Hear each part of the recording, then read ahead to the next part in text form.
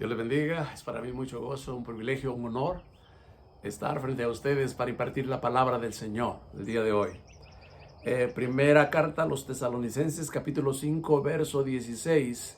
Oiga lo que dice: estad siempre gozosos, orad sin cesar, dar gracias a Dios en todo, porque esta es la voluntad de Dios para con vosotros en Cristo Jesús. Versículo 19.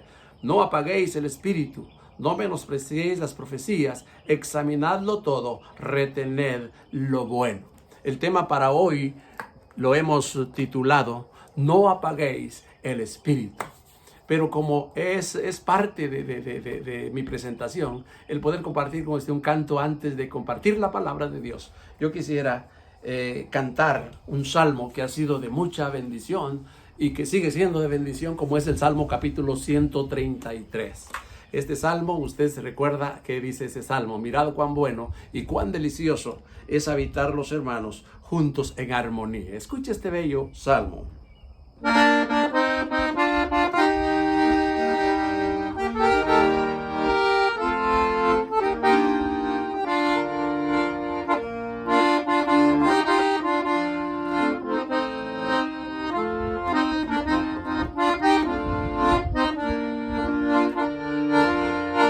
Mira cuán bueno y cuán delicioso es cuando el Señor habita entre su pueblo. Él dijo: yo estaré con 2 o 3 en oración, como el buen óleo de grato aroma sobre la cabeza del sumo sacerdote, fragancia santa de ricas vestiduras, es la presencia sublime del Señor.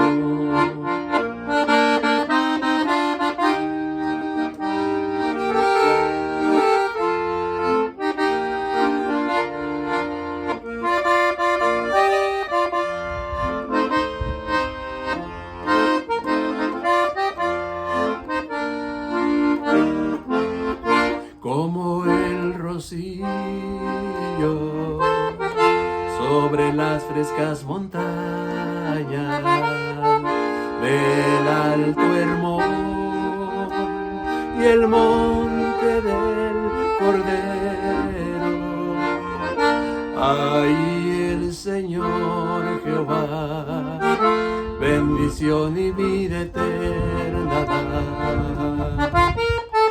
Como el buen óleo de grato aroma sobre la cabeza del sumo sacerdote, fragancia santa de ricas vestiduras, es la presencia sublime del Señor.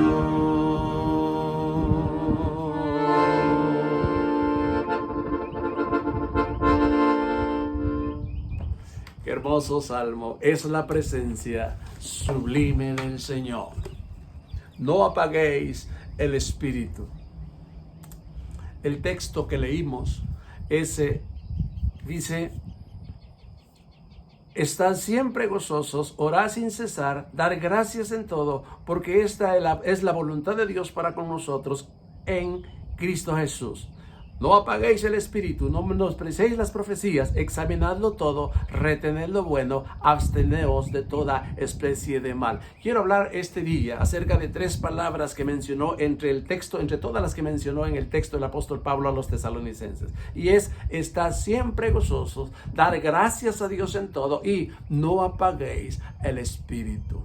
Está siempre gozoso. La palabra siempre es siempre. No se tiene que discutir tanto. Se entiende como se lee. Siempre, en todo tiempo. Pero hoy en este tiempo nosotros padecemos y estamos padeciendo incluso de necesidades, falta de trabajo, falta de sanidades con relación al virus. Estamos padeciendo muchas cosas. ¿Y será que el apóstol Pablo estaba consciente de todo eso cuando dijo: estad siempre gozosos? ¿Será que se refería al gozo secular que nosotros siempre tenemos? El rico compra su gozo, invierte dinero en sus fiestas, invierte dinero en lo que él lo hace sentir gozoso. Él invierte en eso porque él de otra manera no encuentra el gozo sino nada más comprándolo.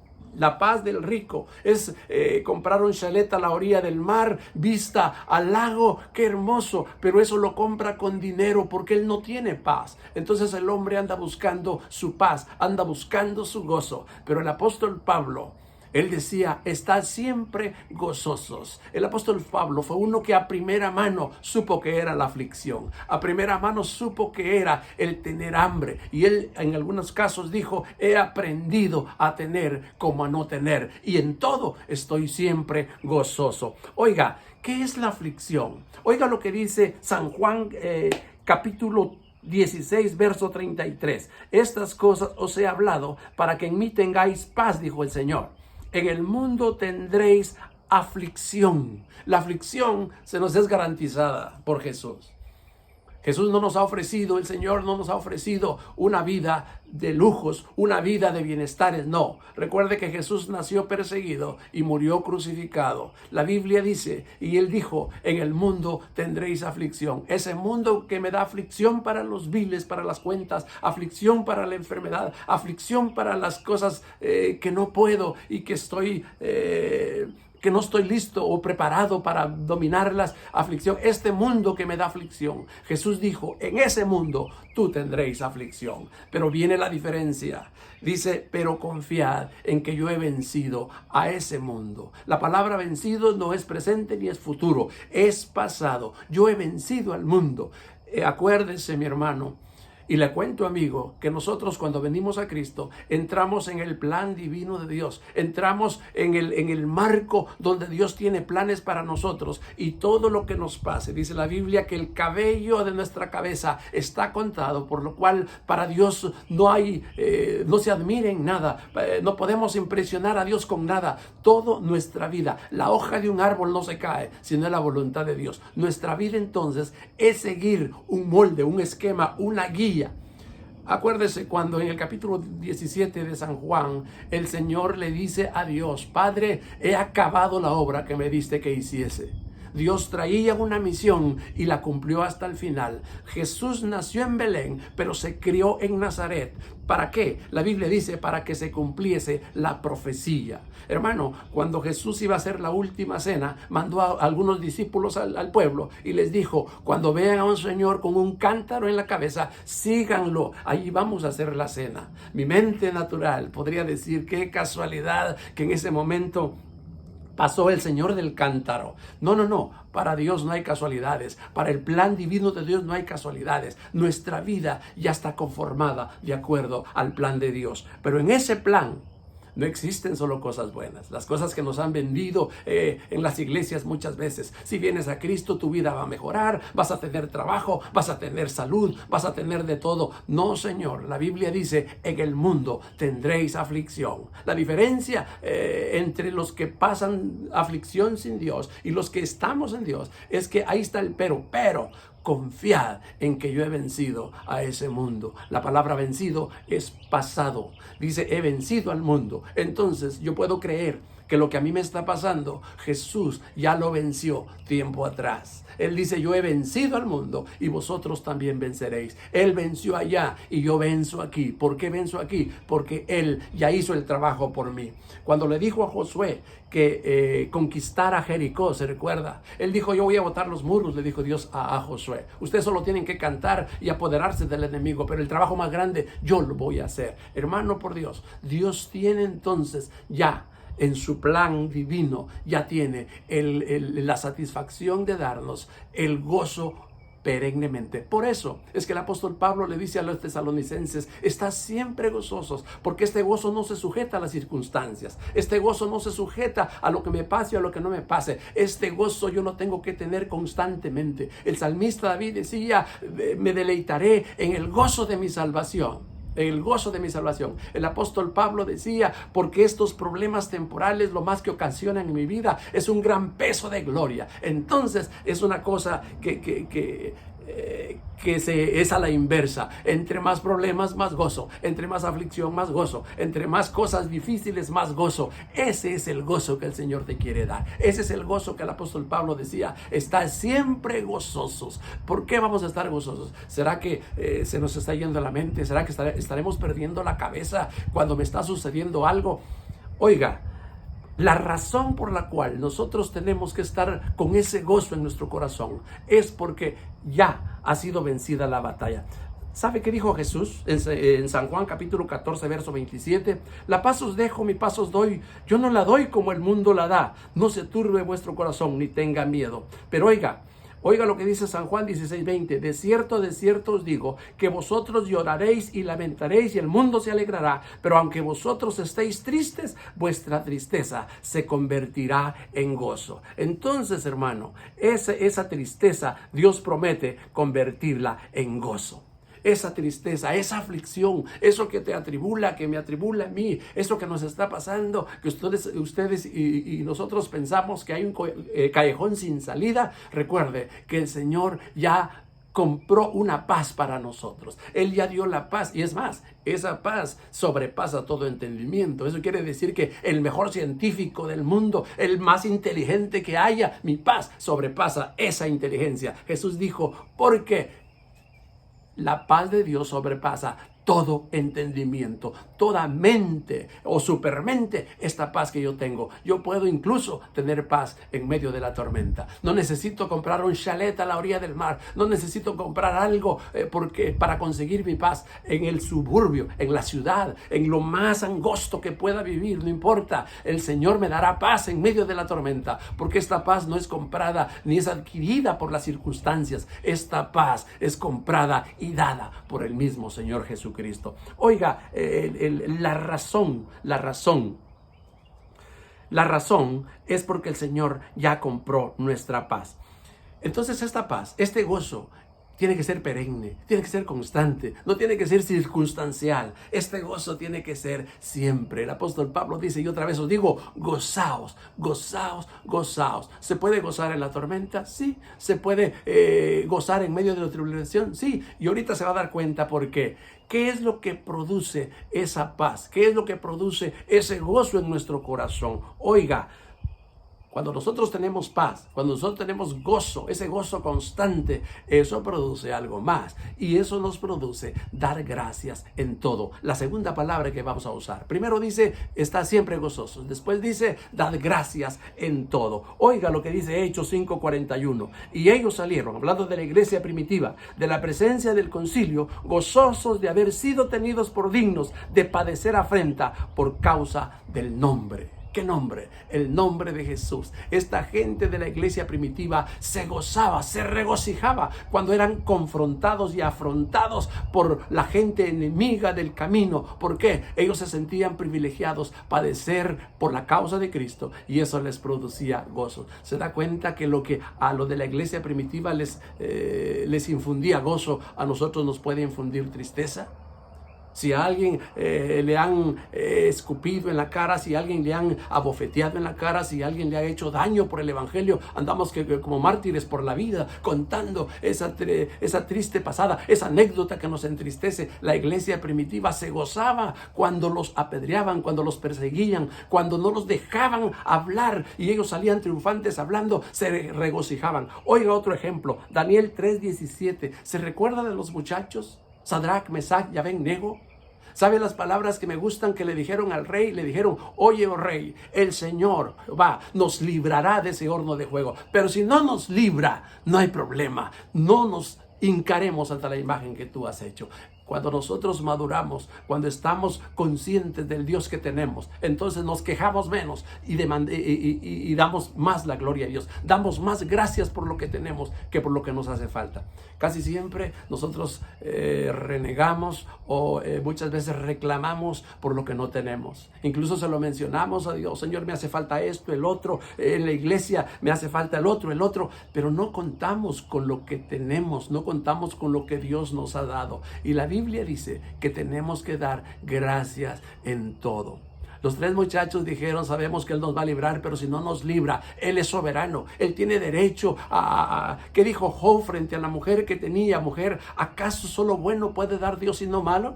¿A poco no aceptamos la soberanía de Dios? Nos han vendido un evangelio barato, un evangelio que si tú das, Él te da. Había un canto que no mucho me gusta cantarlo, que lo oí hace mucho tiempo. Dice: si tú das 1 centavo, hablando de la ofrenda, dice: si tú das 1 centavo, el Señor te da 2. ¡Qué mentira! El Señor no da 2, da 10. Es más, hay gente que no le da al Señor y el Señor le da todos los días. El Señor cree más en nosotros que lo que nosotros creemos en Él.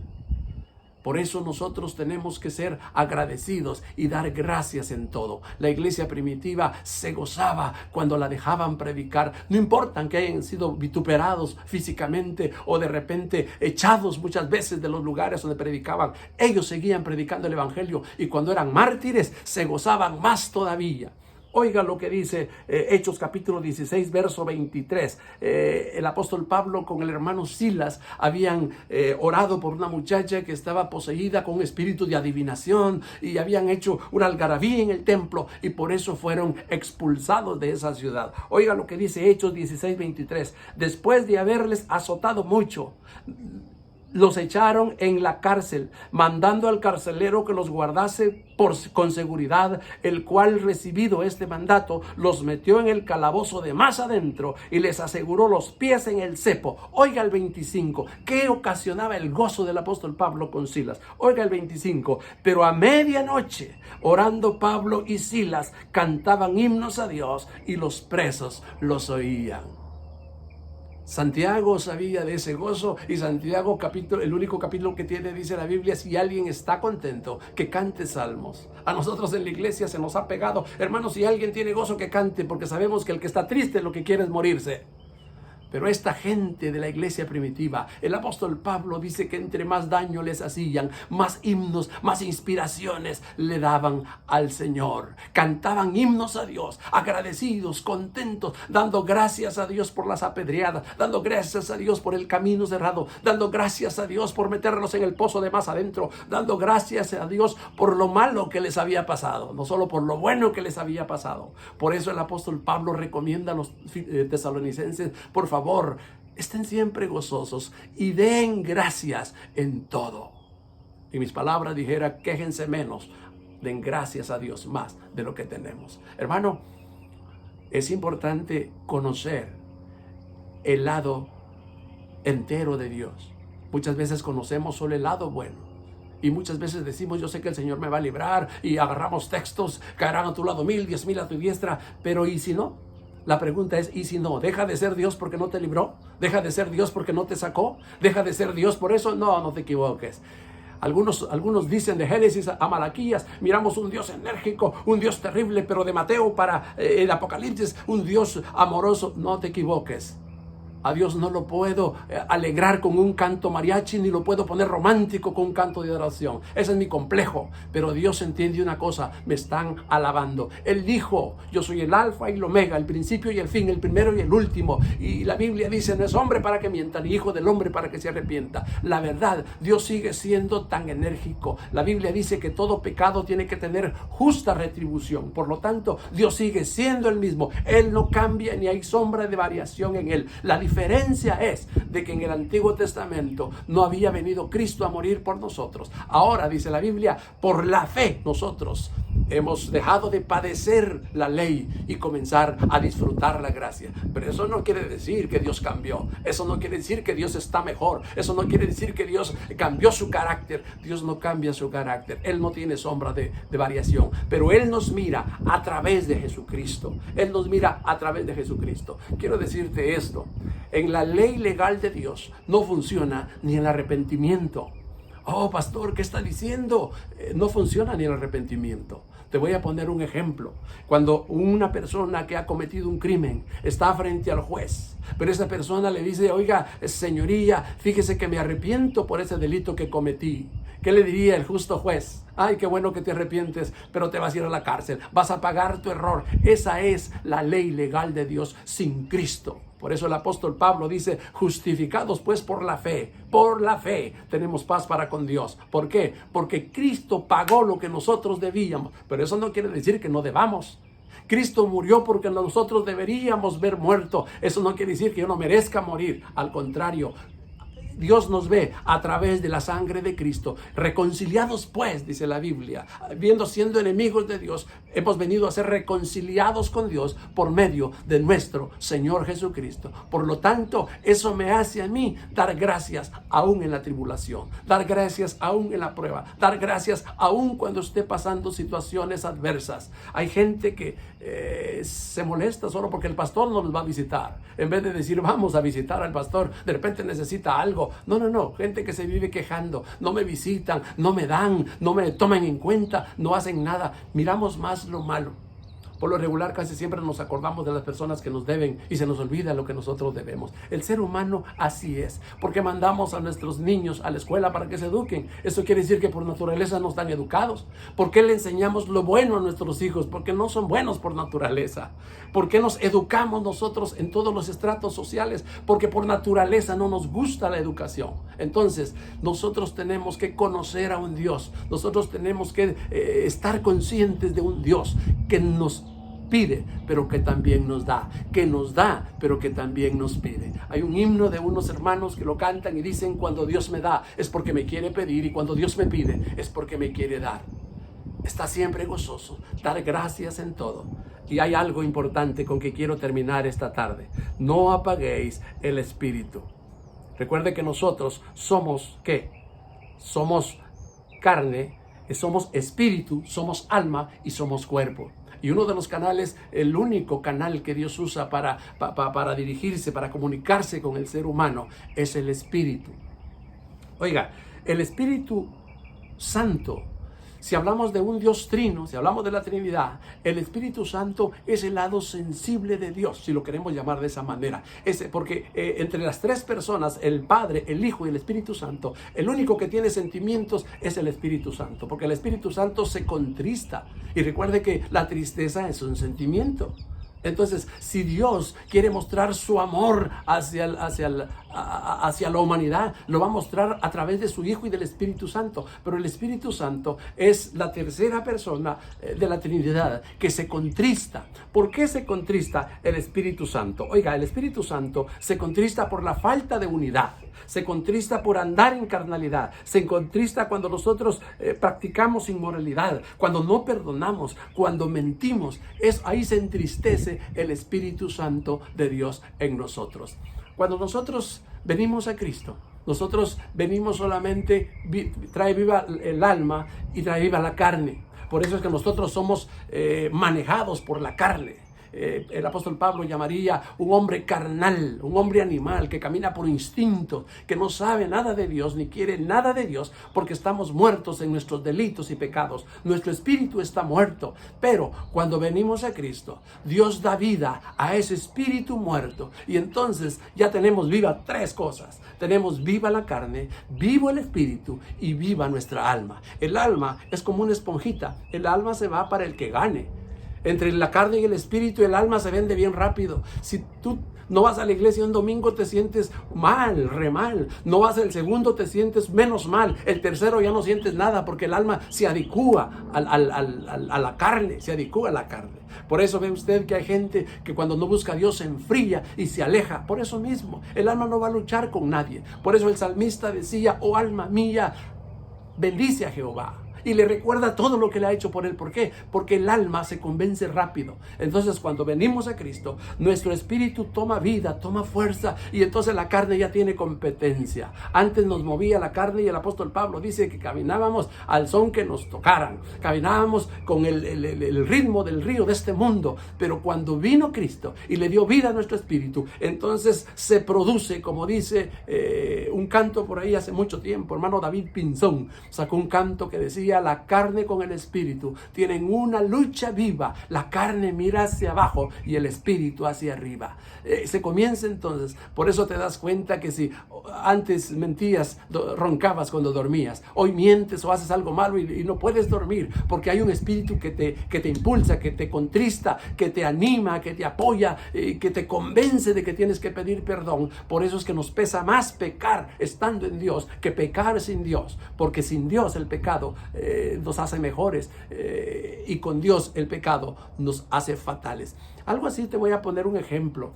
Dios bendiga a los hermanos mecánicos. Hay muchos mecánicos que son muy buenos, pero quiero ponerte este ejemplo y tomar algo de ahí. El mecánico, por lo regular, su habitual traje de trabajo le hace por naturaleza estar sucio, porque él está familiarizado con grasa, con suciedad, y está bien. Un mecánico manchado de grasa, entre otros hasta limpio se siente. Pero cuando este mecánico llega a un hospital donde hay enfermeras, hay médicos, todos vestidos de blanco, cuando el mecánico mira su vestuario, se da cuenta que está más sucio que todos, cosa que allá no se daba cuenta. Aquí sí se da cuenta, porque se enfrentó contra lo blanco, contra lo opuesto a lo que él siempre ha andado, y hoy se siente más sucio que antes. Eso hace la palabra de Dios, eso hace el Espíritu cuando da vida en nosotros. Miramos, y dice la Biblia que el Espíritu nos convence de pecado, nos abre los ojos para ver que el peso del pecado, y entonces nosotros acudimos al perdón. Pero cuando nosotros trabajamos o no trabajamos para nuestro espíritu, el espíritu se contrista, y es la tercera palabra que hablo esta tarde. Dice la tercera palabra: está siempre gozoso, dar gracias en todo, y no apaguéis el Espíritu Santo de Dios. Esa llamita que te hace orar, que te hace oír música cristiana, que te hace arrodillarte, esa llamita que te llama porque el espíritu está triste y no quiere que te alejes de Dios. En este tiempo, por ejemplo, cuando las iglesias están temporalmente cerradas, hay gente que se siente triste, hay gente que le hace falta ir a la iglesia, y eso es normal, porque incluso el salmista David había convencido incluso a su carne, porque le decía al Señor: mi carne te anhela, oh Señor. Era tanta la comunión del salmista David que había convencido a su carne a ir a la iglesia, y aquella carne se había quizás conformado con ir a la iglesia, se había resignado a ir a la iglesia, y por eso nos hace falta, no muchas veces por costumbre, sino por devoción. Necesitamos ir a la iglesia, necesitamos alabar a Dios, recordamos y extrañamos esos momentos que hemos pasado dentro de la iglesia en comunión con Dios. Pero esta realmente es la prueba de fuego. Este momento duro, cuando no hay iglesias, cuando no hay canto, cuando no hay personas que nos animan, cuando no hay pastores que nos animen, cuando no hay esta gente que servía de soporte, ahora sí vas a tener que caminar en la cuerda floja y vas a tener que mantener el equilibrio. Y el apóstol Pablo aparece hoy diciéndonos esta mañana, aplicándonos a la vida actual. En su tiempo fue a los tesalonicenses, hoy nos dice a nosotros: manténganse gozosos, manténganse contentos, porque tu gozo no depende de las circunstancias. Tu gozo depende de lo que Dios ya hizo. No estoy gozoso por lo que va a hacer, estoy gozoso por lo que ya hizo. No estoy agradecido por lo que va a hacer, estoy agradecido por lo que ya hizo. Por eso nosotros tenemos que estar conscientes de eso y mantener ese gozo. Tenemos que dar gracias en todo. No tenemos que renegar. Tenemos que decirle gracias, Señor, porque hasta aquí tú nos has bendecido. Tenemos que no apagar el Espíritu Santo de Dios, mantener esa llamita encendida para que cuando Él venga, dice la Biblia, y el mismo Dios de paz, dijo el apóstol Pablo en el mismo libro, dice, os santifique por completo y todo vuestro ser, espíritu, alma y cuerpo, sean guardados irreprensibles para la venida del Señor. ¿Se puede? Sí se puede. El mundo no lo puede hacer. Porque el mundo depende de ellos mismos. El mundo depende del trabajo, depende del gobierno, depende del presidente. El mundo depende de los de arriba. Nosotros dependemos de Dios. Dice la Biblia, maldito el hombre que confíe en brazos de otro hombre, pero bendito el hombre que tiene en Jehová su confianza. Salmo capítulo 1 dice que da su fruto a su tiempo y su hoja no cae y todo lo que hace prospera. ¿Por qué? Porque está en las manos de Dios. El gozo del Señor, dice un canto hermoso, mi fortaleza es. Así es que este día, esta noche, este momento, el apóstol Pablo nos visita y nos dice, estén siempre gozosos. Que no hay, no importa, mañana habrá, no importa. No dependo de lo que tengo, de lo que no tengo. Dependo de lo que creo en Dios. Y ese gozo es por lo que Dios ya hizo por nosotros. Ese gozo que tengo, esa bendición es lo que me hace cantar, lo que me hace llorar, lo que me hace estar agradecidos. Pareciera que el apóstol Pablo se contradice con Santiago, porque Santiago dice, muéstrame tu fe y yo te voy a mostrar mis obras.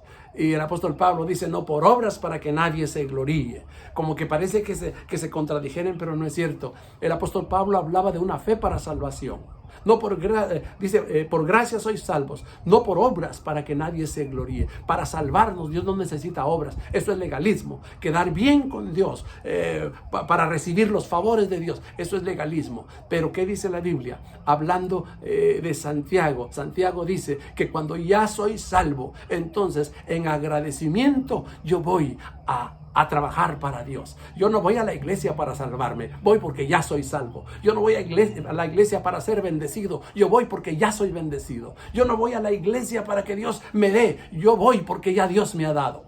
Esa es la otra manera de ver las cosas. Deja terminar contándote esta anécdota preciosa. En el tiempo donde se vendían las personas, en el tiempo de los esclavos, había un mercader que vendía a un moreno, a una morena y a un morenito.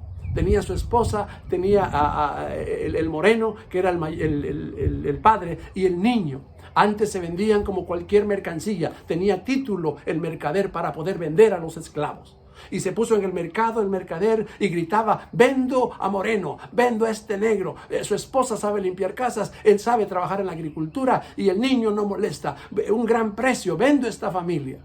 Al ver eso, el moreno siempre alzaba la voz y el moreno decía, yo no le voy a servir a nadie, ya me cansé de servir, no me compren porque no voy a servir a nadie. El mercader se acercaba y le decía, cállate moreno, porque yo tengo el título tuyo, tú eres propiedad mía, yo te puedo negociar, así es que cállate. Y el moreno seguía gritando, no voy a servir al que me compre. Pero se acercó un buen hombre, trató con el mercader y le dijo, ¿en cuánto vendes a este moreno con su familia? Y le dijo, en tanto, un precio alto. Cuando el moreno comenzó a gritar, se le acercó el buen hombre y le dijo, cálmate, déjame negociar. El moreno se cayó y el buen hombre siguió negociando. Y cuando hizo el negocio con el mercader, recibió el título del moreno. Se acercó al moreno y le dijo, oye muchacho, yo compré tu libertad, toma tu título, ya eres un hombre libre, ya eres un hombre, un padre de familia, ándate con tu familia, sé feliz con ella, yo compré tu libertad, aquí está tu título. Aquel moreno agarra el título con la mano temblorosa, agacha la cabeza y se pone a llorar y le dice, oiga señor, yo había dicho que no iba a servir a nadie, yo había dicho que ya no quería trabajar. Pero hoy, viendo esa acción suya, ahora por favor, lléveme con usted. Yo quiero servirle el resto de mi vida. Yo quiero estar con usted. Eso hizo Dios con nosotros. Él compró nuestra libertad. Jesús dijo, y conoceréis la verdad, y la verdad os hará libres. ¿Libres para qué? Libres para decidir servirle o no. Libres para irnos al infierno o a la gloria. Libres para ser buenos o malos. Libres para lo que usted quiera pensar. Por lo tanto, Él liberó nuestro libre albedrío y nos entregó su voluntad. Si quieres, en Apocalipsis dice, Él está a la puerta y llama. Si alguno oye su voz y abre la puerta, yo entro, y si no, Él no entra. Por favor, está siempre gozoso. Da gracias en todo y no apaguéis el Espíritu Santo de Dios. Dios te bendiga. Nos vemos en otro video, pero déjame hacer esta última oración. Padre Dios, gracias te damos, Señor, por ese gozo que no es circunstancial, por ese gozo que no depende del dinero ni de las circunstancias. Gracias por ese gozo que has puesto perennemente, Señor, y el gozo con que veremos tu rostro un día también. Gracias porque